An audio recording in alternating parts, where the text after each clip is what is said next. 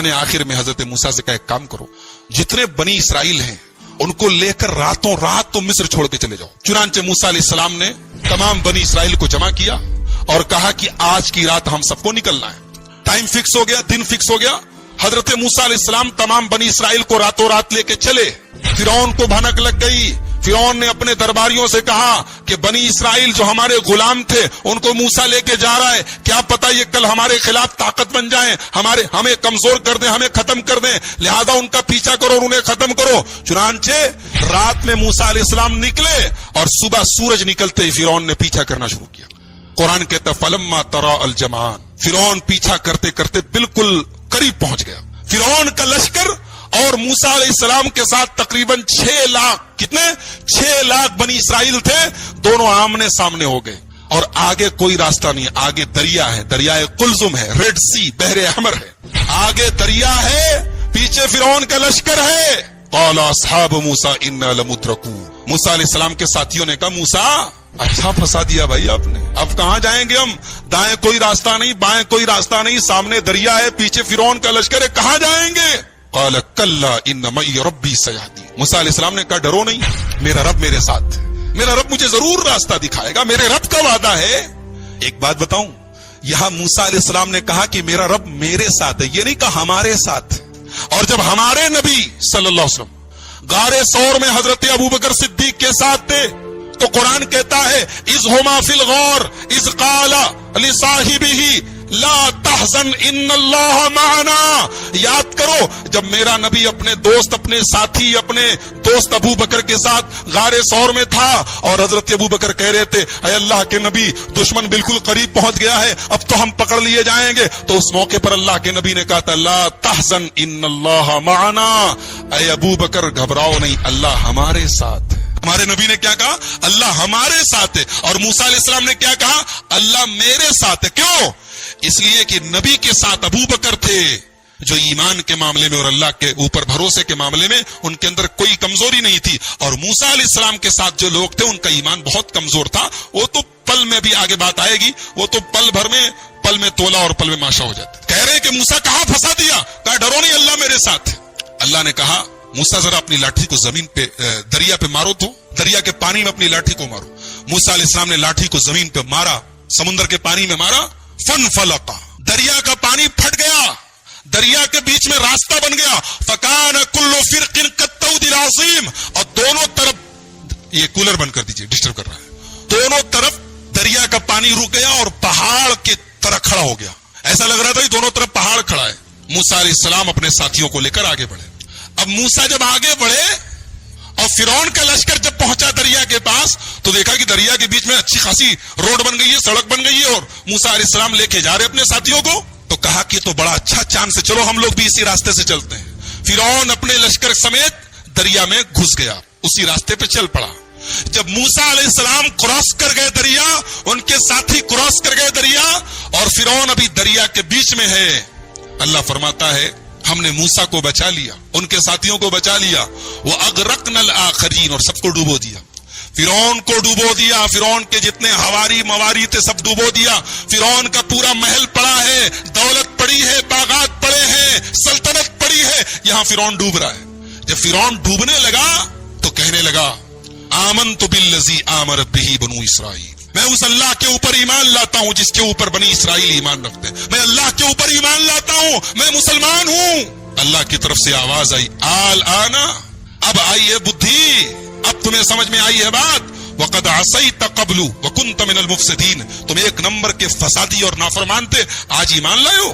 ایک بات پتہ چلی کہ آدمی کو آخری ٹائم کے پہلے توبہ کر لینی چاہیے، مرنے کے ٹائم جب جس کو کہتے ہیں نا گرگرہ کی حالت، حدیث میں جس کو گرگرہ کہا گیا ہے، گرگرہ جانتے کس کو بولتے ہیں؟ جب آدمی کو کوئی چیز کھلائی جائے اور حلق کے نیچے نہ اترے، یہ جس کو ہماری زبان میں کہتے ہیں بولی بند ہو جائے، اس کے بعد توبہ قبول نہیں ہوتی، اس کے پہلے تک توبہ قبول ہو سکتی ہے۔ یہ فرعون اس اسٹیج کو کراس کر چکا تھا، فرعون دریا میں ڈوب رہا ہے اور کہہ رہا ہے میں ایمان لے آیا، اللہ نے کہا کچھ نہیں، تیرے ایمان کی کوئی اوقات نہیں، الآن وقد عصیت قبل، تو ایک نمبر کا نافرمان تھا، فسادی تھا، اب تو ایمان لایا ہے۔ اللہ نے کہا کہ آج ہم تجھے ڈوبوئیں گے لیکن تیری ڈیڈ باڈی کو سیف کریں گے، فَالْيَوْمَ نُنَجِّيكَ بِبَدَنِكَ لِتَكُونَ لِمَنْ خَلْفَكَ آیَةً، اے فرعون تیری ہے تاکہ تو قیامت تک کے لوگوں کے لیے نشانی بن جائے. آج بھی قاہرہ کے میوزیم میں، مصر کے اندر قاہرہ کے میوزیم میں آج بھی فرعون کی ڈیڈ باڈی موجود ہے.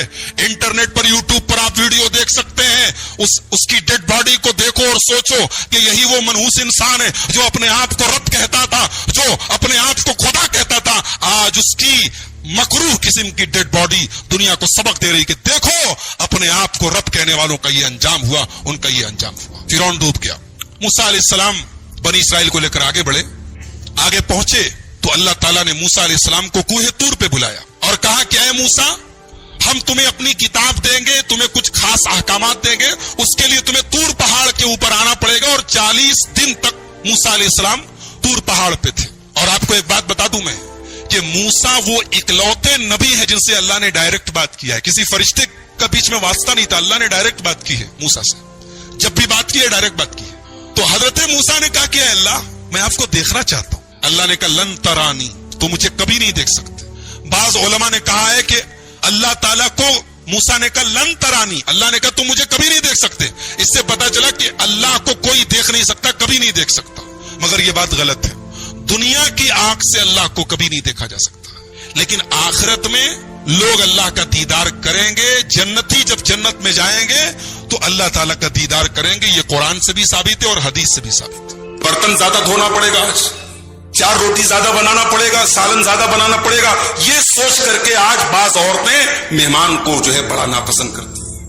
معاف کرنا میرے بھائیوں، میری بہنوں، اسلام ہمیں جو کریکٹر سکھاتا ہے، جو مورل ویلیوز سکھاتا ہے، اس میں ایک تعلیم اسلام یہ بھی دیتا ہے مہمان کی تکریم کرو، مہمان کی مہمان نوازی کرو، مہمان کی عزت کرو. اللہ کے پیارے نبی فرماتے ہیں من کان یؤمن باللہ والیوم الآخر، اگر اللہ کے اوپر ایمان رکھتے ہو اور قیامت کے دن کے اوپر ایمان رکھتے ہو، فلیکرم ضیفہ، تو اپنے مہمان کی عزت کرو، مہمان کی مہمان نوازی کرو. حضرت نوح علیہ السلام کا بیٹا ان کی آنکھوں کے سامنے ڈوب رہا ہے. حضرت نوح علیہ السلام کو صبر نہ ہوا. یا بنی ارکب معنا، اے میرے بچے میری کشتی میں سوار ہو جا. ولا تکن مع الکافرین، اور کافروں کے ساتھ نہ چلا جا. اچھا یہ نہیں کہا کہ ڈوبنے والوں کے ساتھ مت چلا جا. یہ نہیں کہا ولا تکن مع الغارقین، ڈوبنے والوں میں شامل مت ہو جا. کہ کافروں میں شامل مت ہو جا. پہلے فکر ہے تو ایمان کی فکر ہے، پہلے فکر ہے تو دین کی فکر ہے، پہلے فکر ہے تو توحید کی فکر ہے. کہا بیٹے آ جا، ایمان والوں میں شامل ہو جا، کافروں میں شامل مت ہو. دنیا میں جب بھی کوئی برائی خوبصورت انداز میں آپ کے پاس آئے، کبھی کبھی ہوتا ہے نا، خراب چیز کی پیکنگ اچھی کر دی جاتی ہے، اس میں ریپر اچھا لگا دیا جاتا ہے. کبھی زناکاری اور بدکاری اور بے حیائی اگر آپ کے پاس چل کے آئے میرے نوجوان ساتھیوں اور میری بہنوں، اگر آپ کے پاس کوئی غلط کام شیطان اس کو سجا کر کے اٹریکٹیو بنا کے چلا آئے، تو یوسف علیہ السلام کا فارمولا یاد رکھنا. اس موقع پر اللہ کو یاد کر لینا، معاذ اللہ، اللہ کی پناہ حاصل کر لینا، اللہ کا ڈر اپنے دل میں پیدا کر لینا. انشاءاللہ بری سے بری سچویشن میں اللہ آپ کی حفاظت کرے گا. 12ویں پارے کی پہلی آیت میں اللہ تبارک و تعالی نے تمام مخلوقات کی روزی روٹی کی بات کی ہے کہ ساری مخلوقات کی روزی روٹی میرے ذمہ ہے. اللہ نے فرمایا وَمَا مِن دَابَّةٍ فِي الْأَرْضِ إِلَّا عَلَى اللَّهِ رِزْقُهَا وَيَعْلَمُ مُسْتَقَرَّهَا وَمُسْتَوْدَعَهَا كُلٌّ فِي كِتَابٍ مُبِينٍ.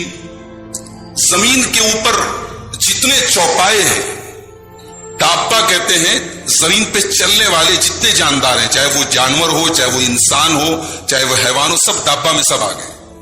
وَمَا مِن دَابَّةٍ فِي الْأَرْضِ، زمین کے اندر جتنے بھی چلنے والے ہیں، جتنے حیوانات ہیں، جتنے جانور ہیں، جتنے انسان ہیں، سب کی روزی روٹی اللہ کے ذمہ ہے. سب کو روزی اللہ پہنچاتا ہے.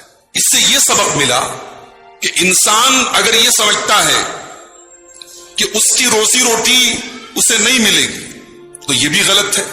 اللہ کا وعدہ ہے کہ تیری روزی روٹی ہمارے ذمہ ہے. اور انسان اگر یہ سوچتا ہے کہ وہ حرام طریقے سے، ناجائز طریقے سے اپنے مقدر سے زیادہ روزی پالے گا تو یہ بھی پاسبل نہیں. انسان کے مقدر میں جتنی روزی ہے اس سے زیادہ وہ نہیں پا سکتا. اور یہ بھی پتا چلا کہ روزی روٹی حاصل کرنے کے لیے انسان کو محنت کرنی پڑے گی، کوشش کرنی پڑے گی. اس لیے کہ اللہ تعالیٰ نے دابہ کا لفظ استعمال کیا. دابہ کہتے ہیں چلنے والا. جب آپ چلیں گے، جب آپ کے اندر موومنٹ ہوگی، جب آپ حرکت کریں گے تب برکت ہوگی. بیٹھے بٹھائے آپ کو روزی نہیں ملے گی. لیکن ہاں اس کائنات میں ایسے بھی جانور ہیں, ایسی بھی مخلوقات ہیں جو لاگر ہیں, مجبور ہیں, اپاہج ہیں, پیرالائزڈ ہیں, ان کو بھی روزی ملتی ہے. جنگل میں بہت سارے جانور ہیں, بہت سارے کیڑے ہیں, وہ پڑے ہیں, لیکن ان کیڑوں کی اور ان جانوروں کی بھی خوراک کا انتظام کہیں نہ کہیں سے اللہ تعالیٰ کرتا ہے. وَمَا مِن دَابَّةٍ فِي الْأَرْضِ إِلَّا عَلَى اللَّهِ رِزْقُهَا. زمین کے اوپر جتنے چوپائے ہیں, جتنے جانور ہیں, جتنے انسان ہیں, سب کی روزی روٹی اللہ کے ذمے ہے. وَيَعْلَمُ مُسْتَقَرَّهَا وَمُسْتَوْدَعَهَا. اور اللہ تبارک و تعالیٰ تمام مخلوقات کے مستقر کو بھی جانتا, مستودع کو بھی جانتا ہے. یہ مستقر اور مستودع کیا ہوتا ہے؟ مستقر کہتے ہیں جہاں ہمارا ٹھکانہ ہے, اور مستودع کہتے ہیں اس جگہ کو جہاں ہمیں جانا ہے. تو مستقر سے مراد دنیا میں ہمارا ٹھکانہ کیا ہے یہ بھی اللہ کو پتا ہے, اور مرنے کے بعد ہم کہاں دفن ہوں گے, کہاں ہمیں زمین میں دفنایا جائے گا, یہ بھی اللہ کو پتا ہے. اگر کرنول میں کوئی رہنے والا ہے تو یہ نہ سمجھے کہ کرنول ہی میں وہ مرے گا, اس بات کی کیا گارنٹی ہے؟ وما تدری نفس بأی ارض تموت. کوئی نہیں جانتا کہ وہ کہاں مرے گا. ابھی رمضان شروع ہونے کے 4-5 دن پہلے بنارس سے کچھ لوگ عمرہ کرنے کے لیے, انہوں نے عمرہ کا سفر کا ارادہ تھا ان کا, تو پہلے بنارس سے وہ ٹرین سے دلی جا رہے تھے, پوری فیملی تھی. ہمارے ایک دوست ہیں, ان کا ٹور کا کاروبار ہے, عمرہ وغیرہ کا کاروبار ہے, تو انہی کے انڈر میں وہ لوگ جا رہے تھے. اب جب وہ لوگ دلی پہنچے, دلی سے ان کی فلائٹ آگے کے لیے تھی, دلی پہنچنے سے پہلے ٹرین ہی میں اس فیملی میں ایک خاتون تھی جس کی عمر 40 سے 45 سال کے بیچ میں تھی. وہ رات میں ٹرین پہ سوئی ہیں, صبح جب دلی یہ لوگ پہنچے تو معلوم ہوا کہ جو ہے ان کا انتقال ہو چکا ہے. اب ہارٹ اٹیک آیا یا کیا معاملہ ہوا, یعنی راستے ہی میں وہ خاتون انتقال کر گئی. پوری فیملی کو واپس آنا پڑا, پورا عمرہ کینسل کرنا پڑا. کوئی نہیں جانتا کہ کہاں مرے گا, اللہ جانتا ہے. وَيَعْلَمُ مُسْتَقَرَّهَا وَمُسْتَوْدَعَهَا. وہ یہ بھی جانتا ہے تم دنیا میں کہاں رہو گے. بچہ ماں کے پیٹ میں ہے, اللہ کو تبھی سے معلوم ہے کہ یہ بچہ بڑا ہو کر کے کیا کرے گا, کہاں جائے گا, کہاں رہے گا, کہاں مرے گا, کب مرے گا. وہ مستقر کو بھی جانتا ہے, وہ مستودع کو بھی جانتا ہے. کل فی کتاب مبین. یہ سب اللہ تبارک و تعالیٰ کی کتاب میں, جو تقدیر کی کتاب ہے, جو لوح محفوظ ہے, اس میں سب کچھ لکھا ہوا ہے. اس کے بعد اللہ تعالیٰ نے انسان کی ایک فطرت بیان کی. انسان کی فطرت میں 2 کمزوری ہے. انسان کے اوپر جب غم آتا ہے, جب پریشانی آتی ہے, بالکل مایوس ہو جاتا ہے, بالکل ناشکرا ہو جاتا ہے. اور انسان کو جب کوئی نعمت ملتی ہے اترانے لگتا ہے, گھمنڈ کرنے لگتا ہے, سوچتا ہے کہ میں کیا ہو گیا, میں کتنا بڑا 30 مار کھا ہو گیا. اللہ نے فرمایا وَلَئِنْ أَذَقْنَا الْإِنسَانَ مِنَّا رَحْمَةً ثُمَّ نَزَعْنَاهَا مِنْهُ إِنَّهُ لَيَئُوسٌ كَفُورٌ. جب ہم انسان کو اپنی کسی نعمت کا مزہ چکھاتے ہیں اور پھر اس نعمت کو مجھ سے چھین لیتے ہیں, انسان بالکل مایوس ہو جاتا ہے, بالکل ناشکرا ہو جاتا ہے. انسان یہ بھول جاتا ہے کہ نعمت دینے والا بھی اللہ تعالیٰ اور نعمت کو چھیننے والا بھی اللہ تعالیٰ ہے. اگر اس نے نعمت دی تو اللہ کا شکریہ ادا کرنا چاہیے تھا, اور اگر اس نے نعمت لے لی تو صبر کرنا چاہیے تھا, لیکن انسان صبر نہیں کرتا ہے. فرمایا جب اس سے نعمت کو چھین لیتے ہیں, جب اس کو کسی پریشانی میں ڈال دیتے ہیں, انہو لیئوس کفور, تو انسان بہت بڑا مایوس اور ناشکرا ہو جاتا ہے. اس کے بعد فرمایا وَلَئِنْ أَذَقْنَاهُ نَعْمَاءَ بَعْدَ ضَرَّاءَ مَسَّتْهُ. اور اگر ہم تکلیف کے بعد, پریشانی کے بعد, بیماری کے بعد اسے نعمتوں کا مزہ چکھاتے ہیں, لَيَقُولَنَّ ذَهَبَ السَّيِّئَاتُ عَنِّي. تو انسان کہتا ہے میری تو ساری کی ساری برائیاں ختم ہو گئیں, میرے سارے کے سارے برے دن ختم ہو گئے. إِنَّهُ لَفَرِحٌ فَخُورٌ. انسان بہت بڑا شیخی خور ہے, بہت بڑا اترانے والا, بہت بڑا گھمنڈ کرنے والا ہے. یہ دونوں صورتوں میں ایک انسان کی کمزوری اللہ بیان کر رہا ہے کہ جب مصیبت آتی ہے مایوس ہو جاتا ہے, اور جب نعمت ملتی ہے تو شیخی بگاڑنے لگتا ہے, اترانے لگتا ہے, گھمنڈ کرنے لگتا ہے. مگر مومن ایسا نہیں ہوتا. آگے اللہ نے ایکسپشن کیا, إِلَّا الَّذِينَ صَبَرُوا وَعَمِلُوا الصَّالِحَاتِ أُولَئِكَ لَهُمْ مَغْفِرَةٌ وَأَجْرٌ كَبِيرٌ. مگر میرے وہ بندے جو صبر کرتے ہیں اور نیک عمل کرتے ہیں, ان کے لیے مغفرت اور ان کے لیے بہت بڑا اجر و ثواب ہے.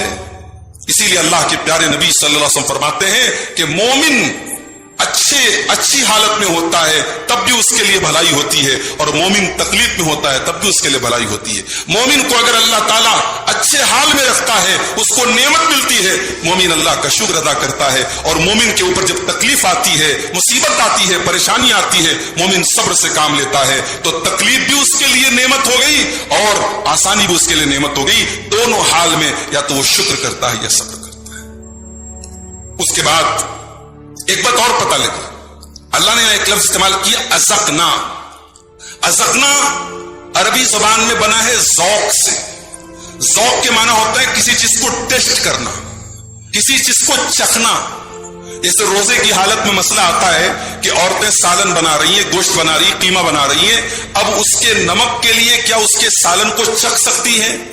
जुबान पे हल्का सा लगा के फौरन थूक दें ताकि ये पता लग जाए कि नमक कैसा है, कम है कि ज्यादा है। ऐसा किया जा सकता है कि नहीं? तो उलमा कहते हैं हदीस की रोशनी में कि ऐसा करना औरत के लिए जायज है। अगर वो हल्का सा अपनी जुबान पर रख के टेस्ट कर ले नमक चखने के लिए रोजे की हालत में, तो कर सकती है, जायज है।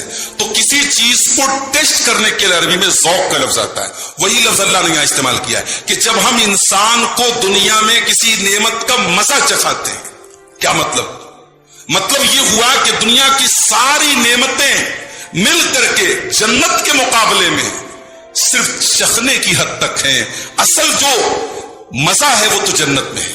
दुनिया में हम जितनी भी ऐशो आराम की जिंदगी गुजार लें, हम यहां चख रहे हैं, हम टेस्ट कर रहे हैं, हम तो स्वाद ले रहे हैं, बस जुबान पे लगा के हटा ले रहे हैं। असल जो टेस्ट और जायका है वो तो आखिरत में मिलेगा। इसीलिए कुरान के पहले पारे में जब अल्लाह ताला ने जन्नत का जिक्र किया तो अल्लाह ने जन्नत के फलों का जिक्र किया। आजकल आप इफ्तार के लिए फल लेने जाते हैं, तरबूज लेते हैं, केले लेते हैं, और जो है अनार और सेब लेते हैं। जन्नत में भी तो अनार होगा, जन्नत में भी तो सेब होगा, मगर जन्नत के अनार और जन्नत के सेब और जन्नत के केले और जन्नत के तरबूज बिल्कुल अलग होंगे। अल्लाह ने फरमाया, कुल्लमा रुज़िक़ू मिनहा मिन समरत रिज़्क़न क़ालू हाज़ल्लज़ी रुज़िक़ना मिन क़ब्ल व उतू बिही मुतशाबिहा। जब जन्नतियों को जन्नत में फ्रूट दिए जाएंगे, जब फल दिए जाएंगे, वो कहेंगे हम तो इससे मिलते जुलते फल दुनिया में खाया करते थे, मगर ये तो उससे बिल्कुल अलग है। वैसा ही देखने में तो वैसा ही फल है, मगर जन्नत की बात ही अलग है। वलहुम फीहा अज़वाजुम मुतहहरतुम व हुम फीहा खालिदून। और जन्नतियों को ऐसी बीवियां मिलेंगी, ऐसी औरतें मिलेंगी जो बिल्कुल पाक व साफ होंगी। जन्नत की औरतें बिल्कुल पाक व साफ। दुनिया की जो औरतें भी जन्नत में जाएंगी वो बिल्कुल पाक व साफ होंगी। दुनिया में औरतों का क्या मामला है भाई?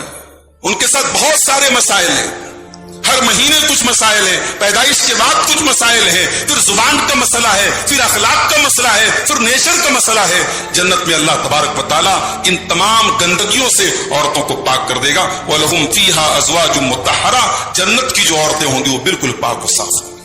उसके बाद कुरान करीम एक चैलेंज देता है। कुरान कहता है कि ऐ मक्का वालों, तुम मेरे नबी पर इल्जाम लगाते हो, उसने कुरान को गढ़ लिया है, उसने अपने से बना लिया है। आओ मैदान में आओ, तुम भी तो अरबी जुबान जानते हो, बड़े बड़े शायर हैं तुम्हारे बीच में, बड़े बड़े जुबानदां हैं, बड़े बड़े लिटरेचर के माहिर हैं, अदब के माहिर हैं, जुबान के माहिर हैं। आओ, कुरान तुम्हें चैलेंज दे रहा है। यक़ूलून अफ्तरा, ये कहते हैं कि मोहम्मद रसूलुल्लाह ने कुरान को गढ़ लिया है। कुल फातू बिअश्रि सुवरिन मिस्लिही मुफ्तरयातिन वदउ मन इस्ततातुम मिन दूनिल्लाहि इन कुंतुम सादिकीन। ऐ नबी, आप इनसे कह दो, अगर तुम वाकई में सच्चे हो तो कुरान के जैसी 10 सूरतें तुम गढ़ के लेके आ जाओ, कुरान के जैसी 10 सूरतें तुम बना के लेके आ जाओ। हम मान लेंगे कि कुरान इंसान का कलाम है, हम मान लेंगे कि कुरान इंसान का गढ़ा हुआ है। कुरान कह रहा है 10 सूरतें बना के ले, और यहां तो 10 सूरतों की बात कही गई। 15वें पारे में अल्लाह ने क्या फरमाया? कुल्लैन इज्तमाअतिल इंसु वल जिन्नु अला अन यातू बिमिस्लि हाज़ल कुरानी ला यातून बिमिस्लिही वलौ काना बाज़ुहुम लिबाज़िन ज़हीरा। ऐ नबी, अगर सारे के सारे जिन्नात और सारे के सारे इंसान मिल करके इस कुरान के जैसा कोई दूसरा कुरान लेके आना चाहे, नहीं ला सकते, अगरचे एक दूसरे के मददगार बन जाएं। वहां तो पूरा कुरान लाने की बात कही। और सूरह बकरा में कुरान के पहले पारे में क्या फरमाया? व इन कुंतुम फी रैबिम मिम्मा नज़्ज़लना अला अब्दिना। अगर तुम्हें मेरे नबी पर नाज़िल होने वाले कुरान के बारे में शक है, फातू बिसूरतिन मिन मिस्लिही, तो कुरान के जैसी तुम कोई एक सूरत लेके आ जाओ, लेकिन नहीं ला सकते। एक सूरत ले आओ, 10 सूरत ले आओ, कुरान के जैसा कुरान ले आओ। ये चैलेंज दिया कुरान ने, और उस दिन से आज का दिन है, 1400 साल गुजर गए, कोई इंसान कुरान के जैसी एक सूरत कुरान ने कहा। कुरान की सबसे छोटी सूरत क्या है? इन्ना आतैना कल कौसर फसल्लि लिरब्बिका वनहर इन्ना शानिअका हुवल अब्तर। ये चंद अल्फाज पर मुश्तमिल छोटी सी सूरत है। कुरान कह रहा है तुम एक सूरत ले आओ, नहीं ला सकते। एक सूरत बहुत दूर की बात है। सूरत नूर में अल्लाह ने फरमाया वलियातू बिहदीथिम मिस्लिही इन कानू सादिकीन। तुम कुरान के जैसा कोई कलाम ले आओ, तुम कुरान के जैसी कोई बात ले आओ, तुम कुरान के जैसा कोई सेंटेंस ले आओ, तुम नहीं ला सकते। क्यों? क्योंकि तुम जो बात करोगे वो क्रिएशन का कलाम होगा, वो मखलूक का कलाम होगा, और ये खालिक का कलाम है, ये क्रिएटर का कलाम है, ये अल्लाह का कलाम है। इंसान का कलाम अल्लाह के कलाम के बराबर कभी नहीं हो सकता। उसके बाद वो आयत करीमा हमारे सामने आती है, जिसको पढ़ करके बड़े बड़े ताबईन और अल्लाह वाले रोया करते थे इस कुरान की इस आयत को पढ़कर। क्यों? आइए पहली इस आयत को देखते हैं। मन कान युरीदुल हयात दुनिया वज़ीनतहा।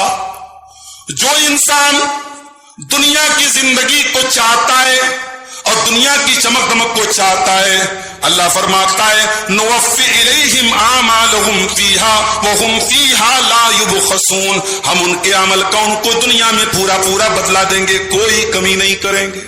तुम नमाज पढ़ रहे हो, तुम रोजा रख रहे हो, तुम तरावी की नमाज पढ़ रहे हो, तुम कुरान की तिलावत कर रहे हो, तुम कोई भी नेकी का काम कर रहे हो, अगर तुम्हारा मकसद दुनिया वालों को दिखाना है, अगर रियाकारी करना है, अगर शो ऑफ करना है, अगर दुनिया में रियाकारी करना है, अल्लाह कहता है हम तुम्हारा मकसद दुनिया था, हम तुमको दुनिया बहुत अता करेंगे। दुनिया की के अंदर तुमको शोहरत चाहिए, शोहरत दे देंगे, नाम चाहिए, नाम दे देंगे, दौलत चाहिए, दौलत दे देंगे। लेकिन कान खोल करके सुन लो, उलाइकल्लज़ीना लैसा लहुम फिल आखिरति इल्लन्नार। ये वो लोग हैं आखिरत में उनको सिर्फ जहन्नम की आग मिलेगी। वहबिता मा सनऊ फीहा व बातिलुम मा कानू यामलून। और दुनिया में तुमने जो भी अमल किया है, आखिरत में तुम्हें कोई सवाब नहीं मिलेगा। तुम्हारे नाम आमाल में जीरो मिलेगा, जीरो। तुम्हारे नाम आमाल में तुम्हें किसी भी नेकी का सवाब नहीं मिलेगा।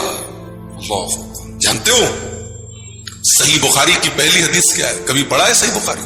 अरे भाई अहले हदीस हो ना। अहले हदीस किसको बोलते हैं? हदीस पढ़ने वाला, हदीस जानने वाला। कभी हदीस भी पढ़ा करो भाइयों, अपने घर में हदीस की किताब ला के रखा करो।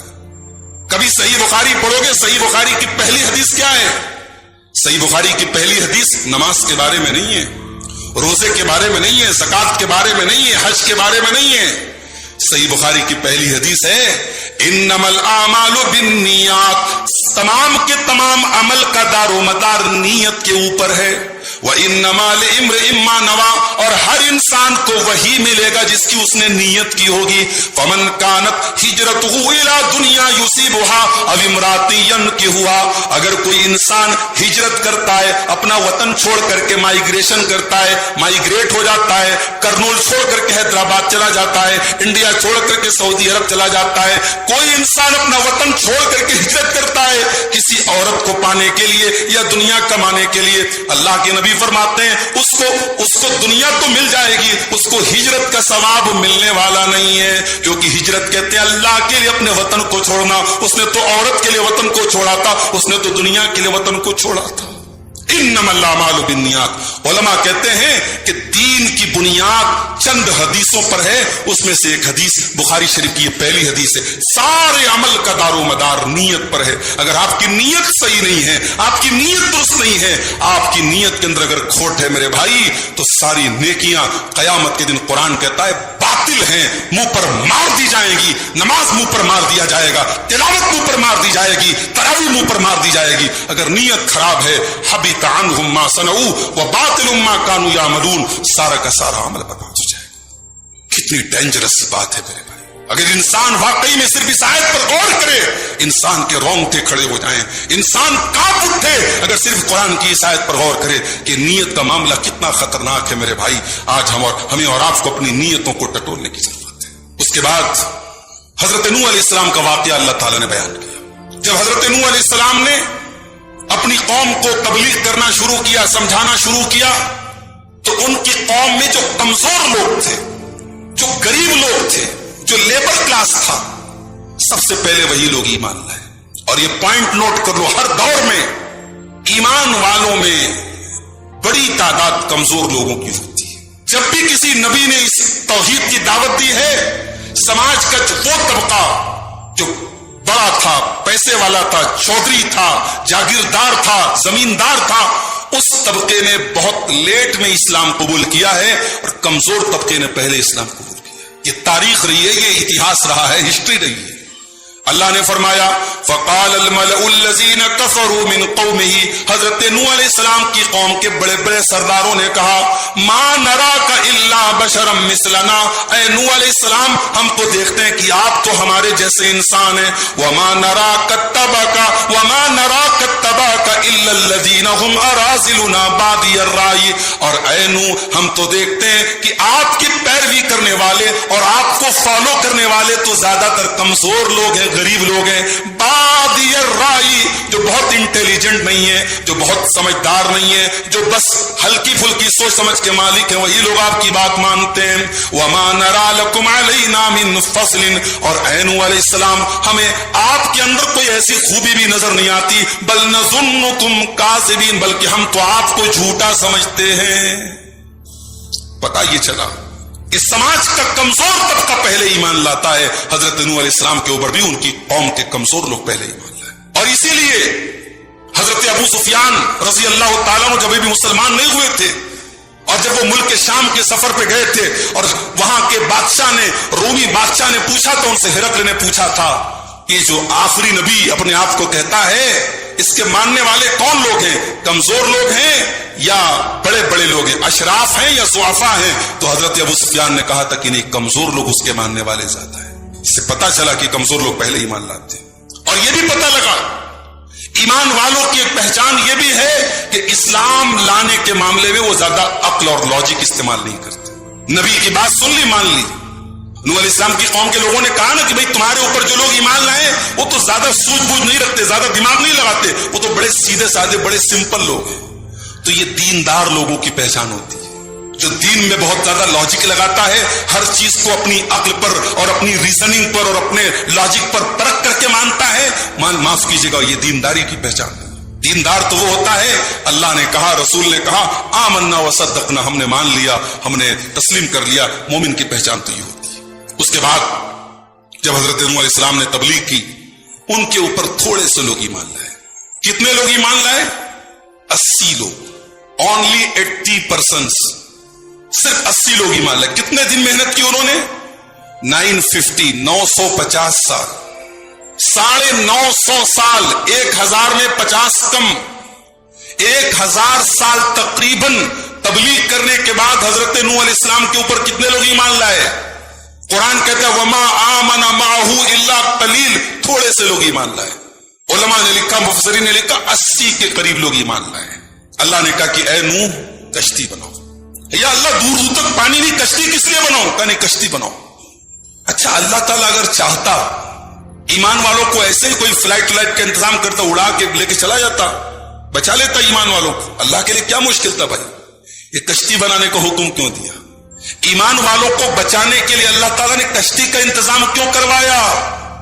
اس میں نقطہ یہ ہے کہ اللہ تعالیٰ دنیا میں اسباب کو اختیار کرنے کا حکم دیتا ہے. اللہ چاہتا تو اسباب کے بغیر بھی ایمان والوں کو بچا لیتا، مگر اللہ نے اپنے نبی سے کہا تم کشتی بناؤ. اور اتنے بڑے پیغمبر، اتنے بڑے نبی حضرت نوح علیہ السلام کشتی بنا رہے ہیں. اور جب کشتی بنا رہے ہیں، ان کی قوم کے لوگ جب گزرتے ہیں تو مذاق اڑاتے ہیں. وَيَصْنَعُ الْفُلْكَ، حضرت نوح علیہ السلام کشتی بنا رہے ہیں. وَكُلَّمَا مَرَّ عَلَيْهِ مَلَأٌ مِّن قَوْمِهِ، اور جب ان کی قوم کے سردار ان کے سامنے سے گزرتے ہیں، سَخِرُوا مِنْهُ، تو ان کا مذاق اڑاتے ہیں. قَالَ إِن تَسْخَرُوا مِنَّا، حضرت نوح علیہ السلام کہتے کہ اگر آج تم میرا مذاق اڑا رہے ہو، فَإِنَّا نَسْخَرُ مِنْكُمْ كَمَا تَسْخَرُونَ، تو ایک دن ایسا بھی آئے گا کہ تمہارا مذاق ہم اڑائیں گے، تم اللہ کے عذاب میں مبتلا ہو جاؤ گے اور ہم تمہارا مذاق اڑائیں گے. حضرت نوح علیہ السلام نے کشتی بنائی، یعنی کارپینٹر کا کام کیا حضرت نوح علیہ السلام نے. اس سے علماء نے یہ سبق بھی حاصل کیا کہ اپنے ہاتھ سے کوئی کام کرنا، اس میں کوئی خرابی کی بات نہیں. کوئی معمولی سی ریڑھی بھی لگاتا ہے, کوئی معمولی سی دکان بھی کرتا ہے, اس کو کبھی حقیر مت جانو. اپنی محنت سے اپنا کام کر کے پیسہ کما رہا ہے, یہ نبیوں کی سنت ہے میرے بھائی. اپنے ہاتھ سے کام کر کے کمانا یہ نبیوں کی سنت ہے. اس کو کبھی اس کا مذاق مت لو, اس کو کبھی ہلکے میں مت لو. ابھی آج ایک فیس بک کے اوپر ایک فوٹو میں نے دیکھا, سوڈان کے اندر ایک جو ہے سوڈانی ریڑھی پر فروٹ وغیرہ بیچ رہا تھا. اس کے ٹھیلے پر, اس کی ریڑھی پر نیچے ایک لائن لکھی تھی عربی میں. کیا لکھا تھا؟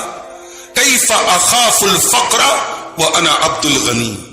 وہ سوڈانی دیکھنے میں زیادہ پڑھا لکھا نہیں لگ رہا تھا, مگر اللہ کی ذات پر اس کا یقین دیکھو, اس نے اپنے ٹھیلے پہ کیا لکھوایا تھا؟ کیف اخاف من الفقر وانا عبد الغنی. ارے میں غریبی سے اور فقر و فاقہ سے اور تنگ دستی سے کیسے ڈر سکتا ہوں؟ میں تو عبد الغنی ہوں, میں تو غنی کا بندہ ہوں, میں تو اس ذات کا بندہ ہوں جو ساری کائنات کو دینے والا ہے اور اس کے خزانے میں کوئی کمی آنے والی نہیں. میں اس ذات کا بندہ ہوں.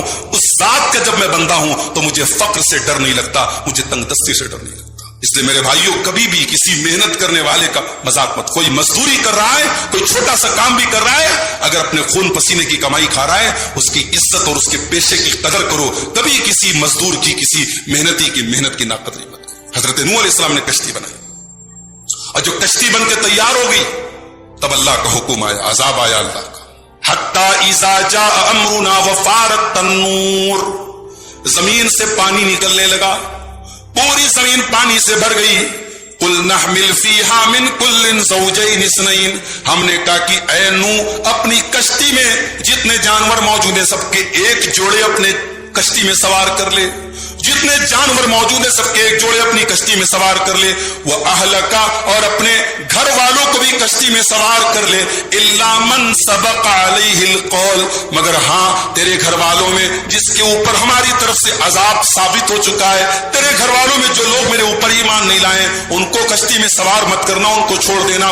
ومن آمن, اور اے نوح اس کشتی میں ایمان والوں کو بھی تو شامل کر لے. وما آمن معه الا قلیل, اور نوح علیہ السلام کے ساتھ بہت تھوڑے سے لوگ ایمان لائے تھے. وقال اركبوا فيها بسم الله مجريها ومرساها. حضرت نوح نے ایمان والوں سے کہا کہ کشتی پہ سوار ہو جاؤ اور یہ دعا پڑھ کے سوار ہو جاؤ, بسم اللہ مجريها ومرساها. اللہ کے نام سے یہ کشتی چلے گی اور اللہ کے نام سے یہ کشتی رکے گی. کشتی پر بیٹھنے کی دعا, شپ میں بیٹھنے کی یہی دعا ہے. آپ بائک پر بیٹھے, فلائٹ پر بیٹھے, آپ آٹو پر بیٹھے, بس میں بیٹھے, ٹرین میں بیٹھے, اس کی دعا الگ ہے, سبحان الذی سخر لنا ھذا وما كنا له مقرنین. مگر شپ میں بیٹھنے کی اور کشتی میں بیٹھنے کی یہی دعا ہے جو حضرت نوح نے پڑھی تھی, بسم اللہ مجریہا ومرساہا. اللہ کے نام سے یہ کشتی چلے گی اور اللہ کے نام سے یہ کشتی رکے گی. ان ربی لغفور الرحیم, بے شک میرا پروردگار بہت بخشنے والا, رحم کرنے والا ہے. وہی تجری بہم فی موج کالجبال, اور وہ کشتی حضرت نوح علیہ السلام کو اور ایمان والوں کو لے کر کے چلنے لگی, اور پانی کی بڑی بڑی موجیں اور پانی کے بڑے بڑے تھپیڑے پہاڑوں کے برابر نظر آ رہے تھے. اور اس کے بعد قرآن کہتا ہے وَنَادَى نُوحٌ ابْنَهُ وَكَانَ فِي مَعْزِلٍ يَا بُنَيَّ ارْكَب مَّعَنَا وَلَا تَكُن مَّعَ الْكَافِرِينَ. حضرت نوح علیہ السلام نے اپنے بیٹے سے کہا, جو بیٹا کشتی میں بیٹھا نہیں تھا بلکہ دور ہو گیا تھا. حضرت نوح نے کہا کہ اے میرے بچے, اس کشتی میں آ کر کے سوار ہو جا اور کافروں کے ساتھ مت چلا جا. حضرت نوح کو پتا تھا میرا یہ بیٹا میرے اوپر ایمان نہیں لایا, میری بات اس نے نہیں مانی, مگر باپ تھے نا, باپ کبھی بھی اپنی اولاد کو تکلیف میں نہیں دے سکتا. جیسے ماں کی ممتا بے مثال ہوتی ہے, ایسے باپ کی محبت بھی بے مثال ہوتی ہے. دنیا میں ہر انسان دوسرے انسان سے حسد کر سکتا ہے, بھائی کی ترقی دیکھ کر بھائی جل سکتا ہے, پڑوسی کی ترقی دیکھ کر کے پڑوسی کھڑ سکتا ہے. اکلوتا باپ ایسا ہوتا ہے جو بیٹے کی ترقی پر جلتا نہیں ہے.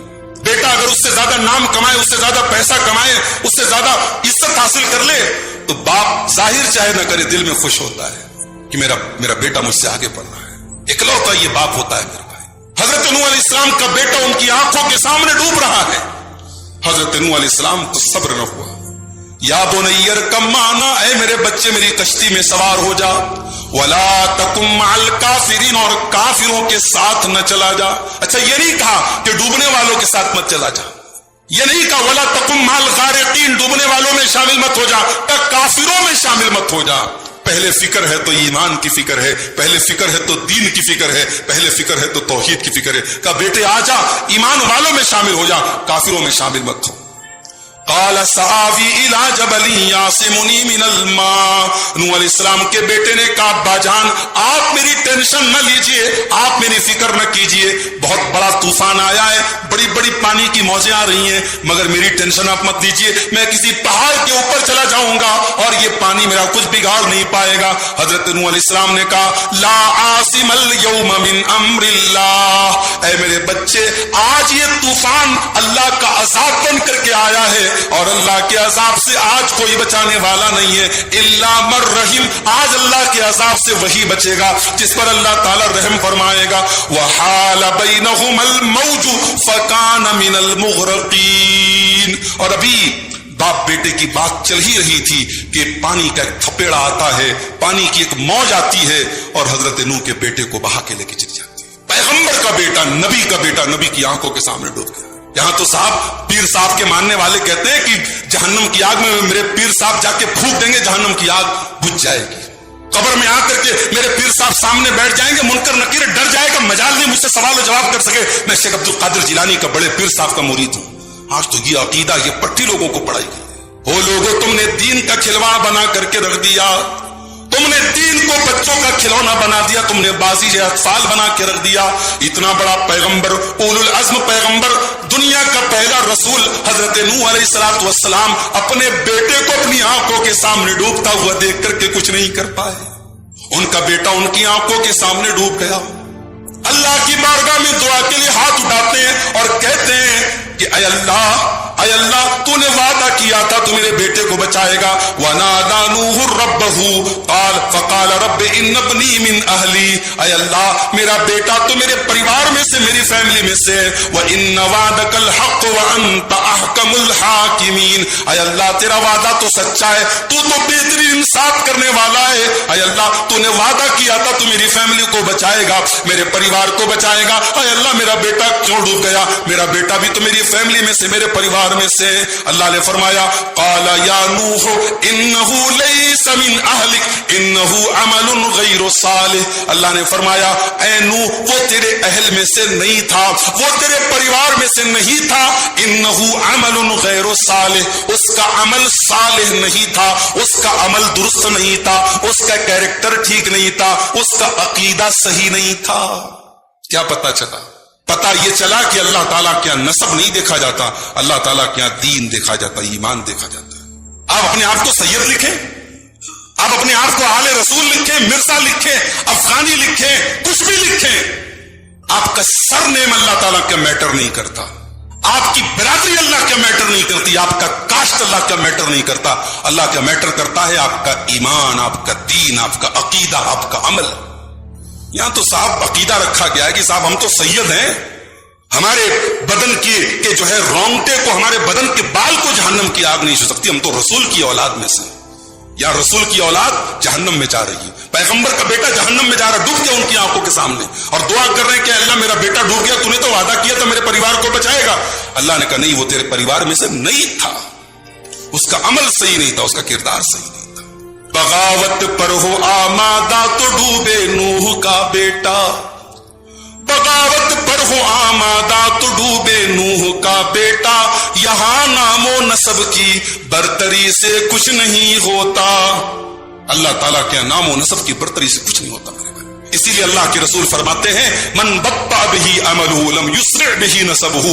جس کا عمل اس کو پیچھے کر دے اس کا نسب اس کو آگے نہیں کر سکتا. اگر آپ کا عمل آپ کو پیچھے کر رہا ہے تو آپ کا نسب، آپ کا خاندان، آپ کے باپ دادا کا نام آپ کو آگے نہیں کر سکتا ہے. آپ کو آگے ہونا ہے اپنے عمل سے آگے ہوئیے، اپنے خاندان اور اپنے کاسٹ اور اپنی برادری سے آپ آگے نہیں ہو سکتے. اچھا جب اللہ نے منع کر دیا کہ وہ تیرا بیٹا تیرے پریوار میں سے نہیں ہے تو اللہ نے ایک اور نصیحت کی. اللہ نے فرمایا فلا تسألنی ما لیس لک بہ علم، اے نوح مجھ سے کوئی ایسی دعا مت کرنا، کوئی ایسا سوال مت کرنا جس کی تم کو نالج نہ ہو. انی اعیدک ان تکون من الجاہلین، اے نوح میں تم کو نصیحت کرتا ہوں کہ تم جاہلوں میں سے مت ہو جانا. حضرت نوح نے فوراً اللہ سے دعا مانگی. قال رب انی اعوذ بک ان اسألک ما لیس لی بہ علم، اے اللہ میں تو تیری پناہ چاہتا ہوں کہ میں تجھ سے ایسا سوال کروں جس کا مجھ کو علم نہ ہو. وَإِلَّا تَغْفِرْ لِي وَتَرْحَمْنِي أَكُن مِّنَ الْخَاسِرِينَ، اور اے اللہ اگر تو نے نہیں بخشا اور تو نے رحم نہیں کیا تو میں خسارہ اٹھانے والوں میں سے ہو جاؤں گا. اس کے بعد حضرت ابراہیم کا واقعہ بیان کیا گیا.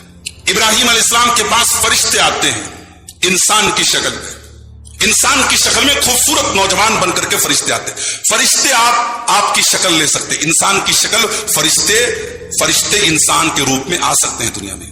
وَلَقَدْ جَاءَتْ رُسُلُنَا إِبْرَاهِيمَ بِالْبُشْرَى قَالُوا سَلَامًا، ہمارے فرشتے ابراہیم کے پاس آئے، ان کو سلام کیا. قَالَ سَلَامٌ، حضرت ابراہیم نے سلام کا جواب دیا. فَمَا لَبِثَ أَن جَاءَ بِعِجْلٍ حَنِيذٍ، اور تھوڑی دیر کے بعد بھونا ہوا بچڑے کا گوشت لائے. مہمان آئے تو پہلے اس کو کھلاؤ. ہمارے یہاں مہمان کے نام پہ بعض گھروں میں اللہ معاف کرے بہت اچھے لوگ بھی ہیں، مہمان نواز بھی لوگ ہیں، اور بہت سارے گھروں میں یہ بات بھی ہے کہ مہمان کا نام آتا ہے تو خاص طور سے عورتوں کی پیشانی پر بڑے بل پڑ جاتے ہیں. یہ مصیبت کہاں سے آ گئی؟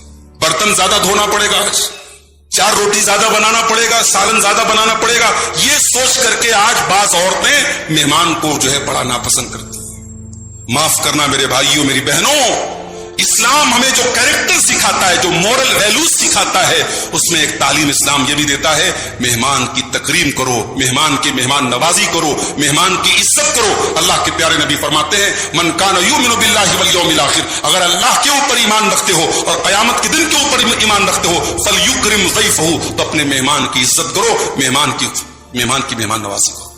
مہمان آیا، ابراہیم علیہ السلام نے، پیغمبر ہیں، اچھا مہمان انسان کی شکل میں آئے ہیں. ابھی ابراہیم علیہ السلام کو پتا نہیں کہ یہ فرشتے ہیں، انجانی شکل ہے، ان کی شکل بھی نہیں جانتے، کوئی ریلیشن بھی نہیں ہے، کوئی رشتہ داری بھی نہیں ہے، کوئی جان پہچان بھی نہیں، کوئی دوستی بھی نہیں. مہمان آیا ہے. ابراہیم علیہ السلام گئے اور جلدی سے گوشت بھون کے لائے. اس سے علماء نے یہ بھی ثابت کیا ہے کہ مہمان نوازی میں سب سے بہترین ڈش جو آپ کی پسندیدہ ڈش ہو وہ کھلاؤ مہمان کو. اس زمانے میں گوشت جو ہے، ہر زمانے میں مسلمان بیچارہ سب چیز کے بغیر گوشت کے بغیر نہیں رہ سکتا. مسلمان ساری چیزوں پر پابندی لگا دو، گوشت پر پابندی نہیں لگنا. ہمارے یہاں بعض لوگ گوشت کو تقویت الایمان بولتے ہیں، ایمان کو طاقت دینے والی چیز. بولے کچھ نہ ہو لیکن گوشت ملنا چاہیے ڈیلی، ہفتے کے 7 دن گوشت ملنا چاہیے. تو بہترین مہمان نوازی کس چیز سے ہوتی ہے؟ گوشت سے ہوتی ہے. ابراہیم السلام بھنا ہوا گوشت لے کر کے آئے. فَلَمَّا رَأَىٰ أَيْدِيَهُمْ لَا تَصِلُ إِلَيْهِ، لیکن فرشتے تو فرشتے تھے. فرشتے ہماری طرح تھوڑی کھاتے پیتے تھوڑی ہیں، فرشتوں کو کھانے پینے کی حاجت نہیں ہوتی.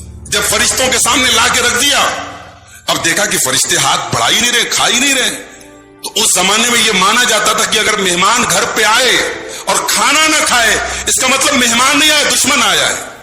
فَلَمَّا رَأَىٰ أَيْدِيَهُمْ لَا تَصِلُ إِلَيْهِ نَكِرَهُمْ وَأَوْجَسَ مِنْهُمْ خِيفَةً، تو حضرت ابراہیم ڈر گئے کہ کیا دشمن آئے ہیں، یہ مہمان کی شکل میں دشمن آئے ہیں.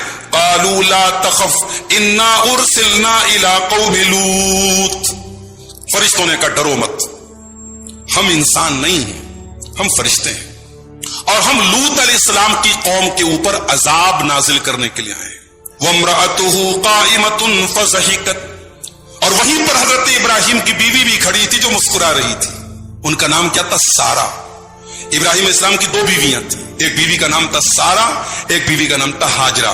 ہاجرہ سے پیدا ہوئے اسماعیل اور سارا سے پیدا ہوئے اسحاق. پہلی اولاد حضرت ابراہیم کو پیدا ہوئی اسماعیل ہاجرہ سے، اور بعد میں پیدا ہوئے اسحاق جو سارا سے پیدا ہوئے. تو وہ سارا تھی جو کھڑی تھی، سارا مسکرا رہی تھی. فبشرناها باسحاق ومن وراء اسحاق یعقوب، ہم نے ان کو خوشخبری سنائی کہ اے سارا تمہیں ایک بیٹا پیدا ہونے والا ہے، اس بیٹے کا نام اسحاق ہوگا، اور تمہارا بیٹا جب آگے چل کر کے بڑا ہوگا تو تمہیں ایک پوتا بھی ہوگا، اور پوتے کا نام یعقوب ہوگا۔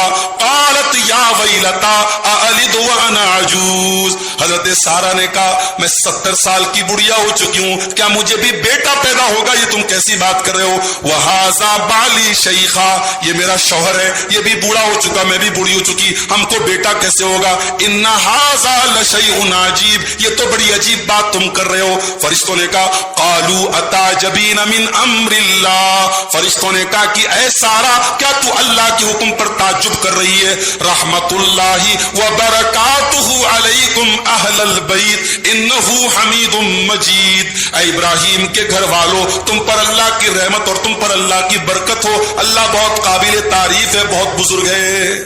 وہاں پہ کتنے لوگ تھے؟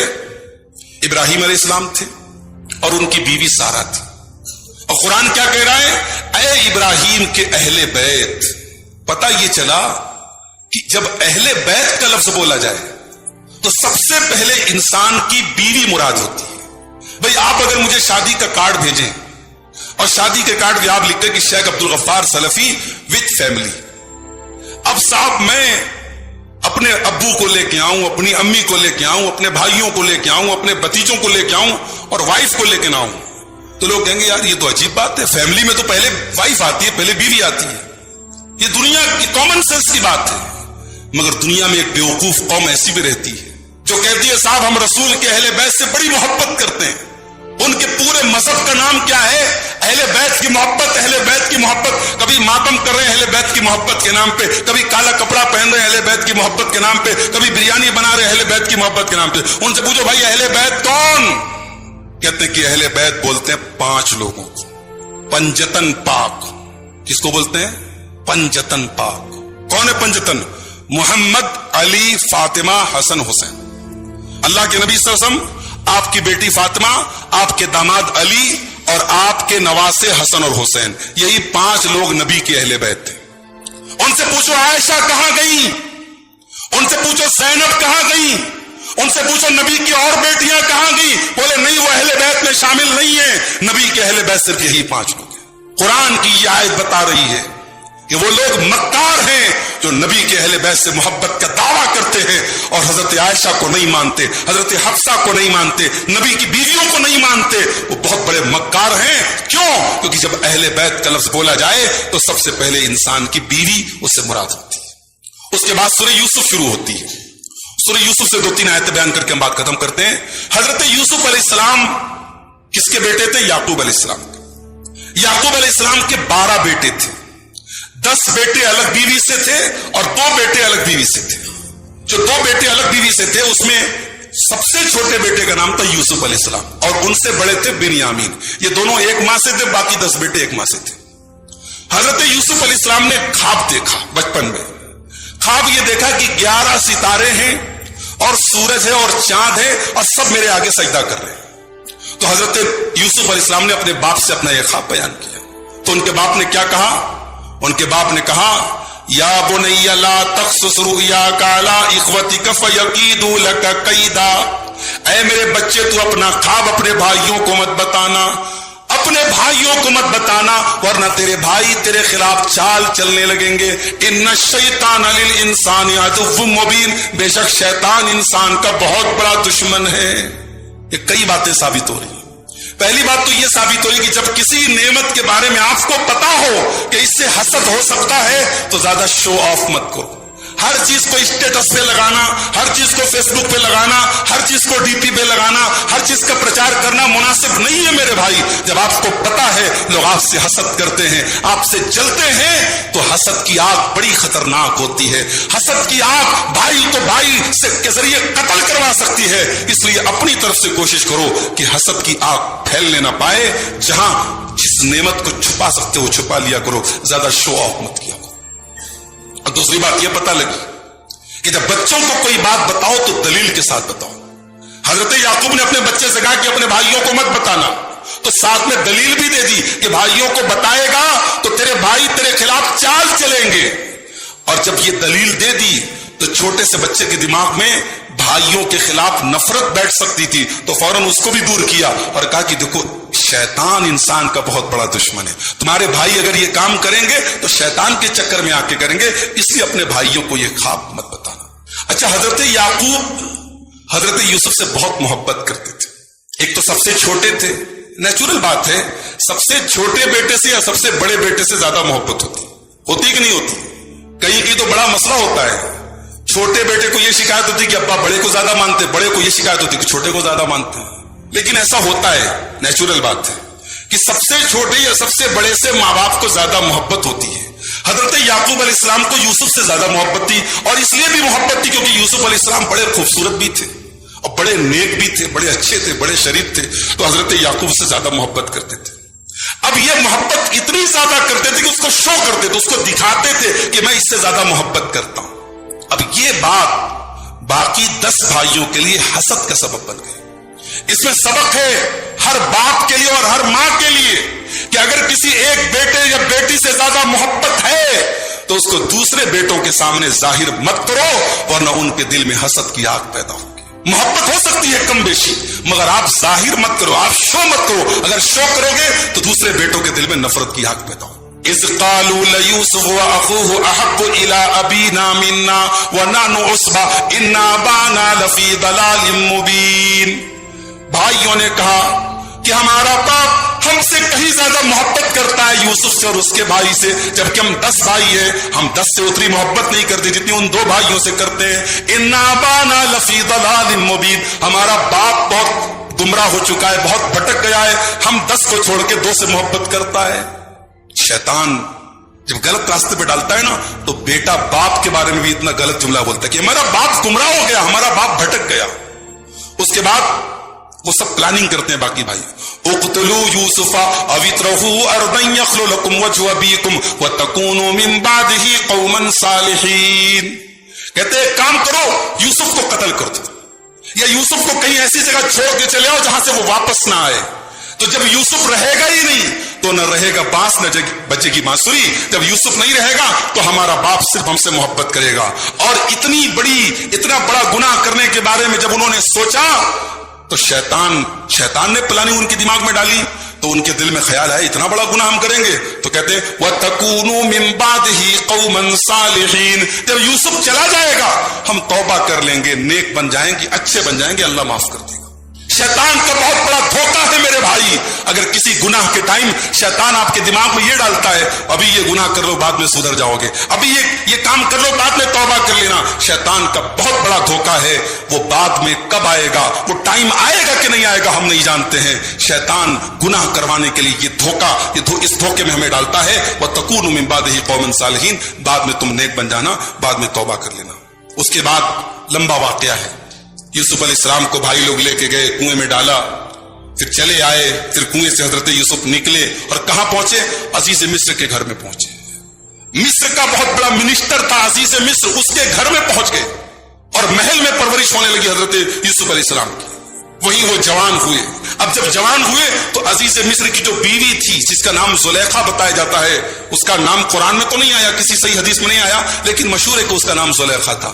تو زلیخا جو عزیز مصر کی بیوی تھی، اس نے دیکھا اتنا خوبصورت نوجوان، یوسف علیہ السلام بہت خوبصورت تھے۔ یعنی ایک مرد کی جو خوبصورتی ہو سکتی ہے، جو مردانہ بیوٹی اور مردانہ جو وجہت ہو سکتی ہے، ایک مرد جتنا ہینڈسم ہو سکتا ہے، وہ ساری خوبیاں حضرت یوسف کے اندر اکٹھا ہو گئی، بہت خوبصورت تھی۔